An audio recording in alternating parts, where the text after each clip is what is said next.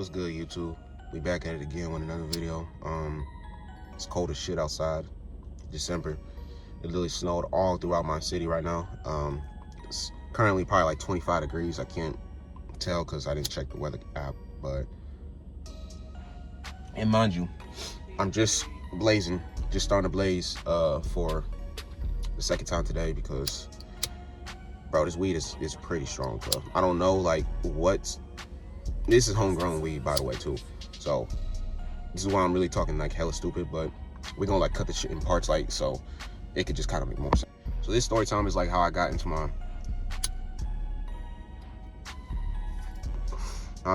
first fight. So it was, I can't say the year, but I was in camp. Okay, I was in camp as well. So this, I would say like I was probably like the age, I was 11 years old. I was 11.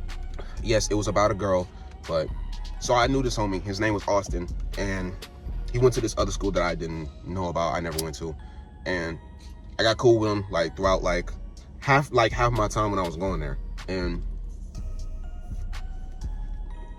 mind you, this is the same story time that I met my first girlfriend. So I'm gonna kind of like cut into parts. That's why I don't want to like put another story time into another one. But I ended up like meeting this girl because they went to the same school and they was both going to the camp, and I didn't notice her until we was playing racquetball. And if you never played racquetball, I don't know what the fuck you're doing, or if you've never probably been to camp before. I mean, then again, like, I'm not, like I said, I'm not I'm not the type of person that like judge people like if they never like actually like play like certain like sports, because everybody played basketball, everybody played, you know, tennis, everybody played football and all that shit. But if you haven't played racquetball, then you, I don't know, girl. But we was playing racquetball, and her friend like called me from the side, like the sidelines. So I walked over. Her friend was standing behind her all shy and shit, and she was like saying she wanted to talk to you. So I'm like, all right, cool. We talk a little bit, and then we ended up dating. So fast forward, I say about like until the end, like around like the middle or the end of July. We go on this trip to Transportation Museum, and I'll never forget this trip, bro. I'll never forget this trip. That's why I would never go back to the Transportation Museum. It's basically, if you never are born in St. Louis, like, and if you don't know like what I'm talking about, a Transportation Museum is basically about trains. It's a transportation museum, you know, it's about trains and shit. We went there, and the whole time I was in the mood because I really wasn't like, you know, I was going through shit. My papa was sick at the time, and mind you, at the time I stayed at my grandparents' house like for the summer because I wasn't in school. So my mama, since she would go to work, she would just drop me off at my grandparents' house, and they would take me to camp and all that, or vice versa. She would like drop me off at camp whenever she had the time in the early morning and all that shit, and my grandparents would pick me up. But or my folks would pick me up if like they got off of work early. We went to the Transportation Museum. We was walking around and shit. I wasn't really talking to her that much. I was talking to my homie, my other homies and shit, you know, just vibing and shit, right? Didn't think nothing of it. Mind you, this is probably like the first time I ever felt like some type of like heartache. I'm gonna be honest. Tell me why, like whenever like we was walking around, because we had to have like I said, we had the groups and shit. So I was with my homie, I was walking and shit, and we turned this corner like where like the trains, because like we had to walk all the way to the end of the train just to see, and like then we walk on the other side like a train track basically. And I walked to the other side of the train tracks, and I see them holding hands, bro. I see them holding hands, and I'm like, in my mind, I'm thinking like, the first thing I thought was like immediate rage, you know, but then I felt sadness at the time, and then that kind of mixed together. So I was like, all right, bet. The next day, it's a free day, so we just, you know, chilling. And this is actually, no, I take that back, since it's Friday, since we had to come back next week, it was Monday. So we was just chilling. We was walking around the park and like doing it like activities and shit like that. So right, we was at the tennis court, and this dude was sitting in the fucking like the bench. And I walked towards him and I asked him like, bro, like, are you talking like to so-and-so, you feel me?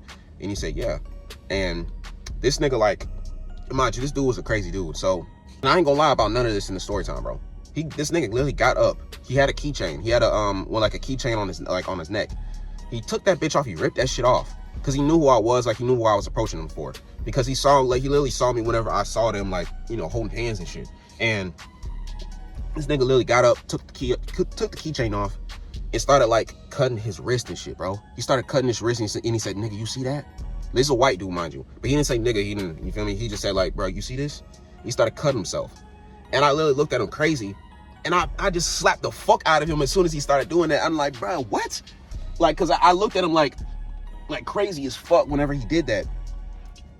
And then as soon as like we started like tussling and shit, I ain't gonna lie, this nigga started choking me out. I ain't gonna lie, bro. Like, it's cause this nigga, mind you, he played baseball. And this nigga was like buff as shit. We actually, whenever I was playing baseball at the time, we actually beat their team. And that's basically kind of how I got to get back, in a sense, like way after, like, cause we beat the fuck out of their team, bro. We completely destroyed them. Basically, the way I won that whole like fight was because I started clawing on his face and shit like a female would. You know how like females and shit. Like, I don't know, bro. I just at the time when I was a kid, I fought dirty as a motherfucker. So as soon as he like started like putting me in a chokehold and shit, I started scratching on his face and his eyes, like to really like, you know, like, cause he was already like at the time like he already like showed that he didn't really give a fuck. You feel me? He started cutting his arm. So I'm like, all right, bro, I'm just start clawing at this nigga.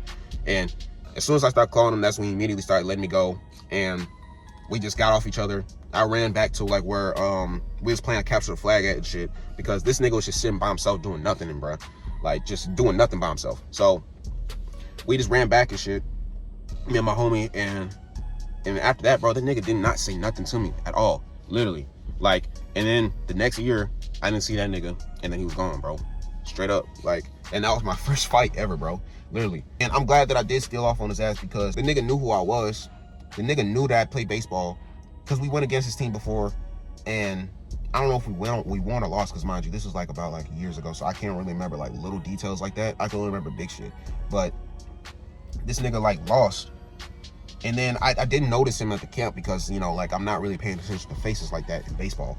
But once I actually like, you know, like stepped to him, I actually noticed, like, you feel me, this nigga on another baseball team and shit that we lost against that one time. I bet. Then that's why I took all my anger out, because as soon as like he started cutting himself, I don't know what it was, I just saw red, bro. And that's when I just immediately just hit him in the face. And that nigga name was Jason, bro. I'll never forget that nigga Jason. Never, bro. And that was my first fight over a bitch, bro. That's why I tell you niggas all the time, bro, do never fall out for a bitch. Even at 10, 11 years old, I'm telling my son never to fall out for a female, bro. Don't do that. Don't, I swear. Because in the end of it all, the bitch don't really give a fuck, bro. And most of the time, you niggas don't neither. So why the fuck are you even fighting for this bitch? Like, when half the time, you don't even think this bitch is all that, bro. Honestly. You feel me? And the only reason I ain't saying the rest of the story time, what happened with her, is because that's a whole nother story time, and like, you know, the aftermath of what happened, like with that whole situation. Because, you know, my papa actually passed away that year, and that's why I was going through that shit, and that's why I was not, you know, talking to her and kind of ignoring her throughout the whole entire camp, like half the time. Because I remember there was another time, and this is kind of gonna be just a brief little thing, but I showed up late whenever we were supposed to already start doing activities, and I showed up like at 10 a.m. because it used to start at 8. And I was like, I ran to like the tennis court, because I asked, because I had to go to the lodge and ask, you know, where my group is, and they said they're at the tennis court, you know, playing baseball, like, but in tennis. So I ran over there, and bruh, like as soon as like I got to the court, why do I see this bitch like staring like right at me? This is before this whole incident happened, but like she was staring like dead at me from like the whole other side of the field and shit, when I was like supposed to be on the batting team and shit. And she was like standing on the other side of like the center field, just looking dead at me, like as soon as I entered the tennis court. And I'm like, bro, like, Jesus Christ, like, she was stalking me throughout that whole time. And I understand at the time that was my girlfriend, and I get it, bro. But me as a kid, I just didn't really take it serious. And I feel like a lot of y'all can kind of relate to that shit, because I did not take that girl seriously. I did not. At least when I was that age, I did not. And I remember years later, she told me, like, that she was like mad in love with me at the time, and that I was like her first love, and, you know, her first boyfriend and all that. And I was like, you know, like, I was kind of like baffled by that, because like, really? That's really like the case? Like, really? And she was like saying, yeah. And that's why this girl like cheated on a whole bunch of niggas with me in the future. And that's like a whole nother story time I gotta get into though, but that's another one. But I just wanted to give y'all a little late night story time, you know, while I'm smoking a Judy. Not to be editing too much, you know, this time, because I'm trying to keep it short and sweet. But I'm gonna get more story times if y'all want it. Shit, I'm just doing this shit for fun, because I got nothing else to do except record and just play the game, fuck hoes, you know, make money, whatever, yada yada. But I hope y'all enjoyed this video, and I hope y'all are having peace in your life, bro. For real, I hope y'all having peace in your life. But I'll catch y'all on the next one. Keep it cool, man, and keep it peaceful. I love y'all. Stay tuned.